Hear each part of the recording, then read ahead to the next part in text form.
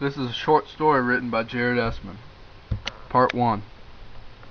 An owl began to stir the morning just as the red sun was starting to creep over the east horizon. The trees, horses, and tents were simply just silhouettes around them.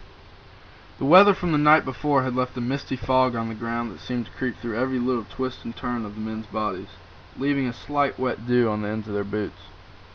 The two elder gentlemen were standing with their cups of coffee, while the younger appeared to be sitting on the saddle he had thrown over a fallen log.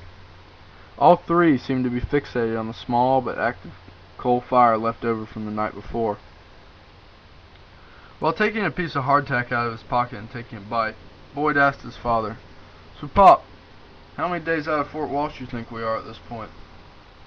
Because of the darkness, Boyd couldn't quite make out his father's puzzled expression.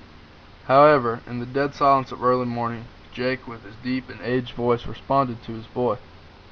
"Well, with a good start this morning, I'm hoping we make it to the edge of the big swamp, which would put us about 6 days out." Tucker quickly jumped into the conversation. "Yeah, but you gotta think about getting these cattle either through or around that swamp. I'd say it'd be at least 7 or 8 days before we make it that far." "Yeah, Tuck, you're probably right. Either way, though, we're going to need to find some other type of food, because we're almost out of tack and coffee. I mean, I guess we still have some of those oranges from back home, but I wouldn't mind having a rabbit or something for dinner tonight," Boyd briefly commented. "You know, Tigger could use a little food too if we can manage to scrape something together." "Alright," Tucker came in. "If y'all spot anything driving today, make sure you bring it down," with a slight laugh. "That means you, Jake, Mr. Straight Shooter over there." Jake quickly returned the attack with a smile. "Alright, Tuck, while you're at it, try not to run into any more low branches, okay?" Boyd just sat back and smirked at the two bickering men. It seemed as if they were always going at it. Jake and Tucker Turner were brothers about 3 years apart, and Boyd was Jake's 18-year-old son.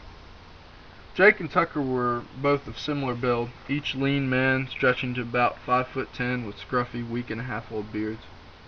Boyd, despite his age, was a towering 6 foot, and skinny as a rail. No facial hair had yet graced his cheeks. The three, with the help of Boyd's 2-year-old spaniel Tigger, had been driving 60 head of cattle through the rough terrain of South Florida. In 2 weeks they had traveled close to 150 miles from the Williston area in which they lived. Every early morning of the excursion had started out the same, waking up before sunrise, getting saddles on their horses, and warming up with some black coffee around the leftover coals from the night before.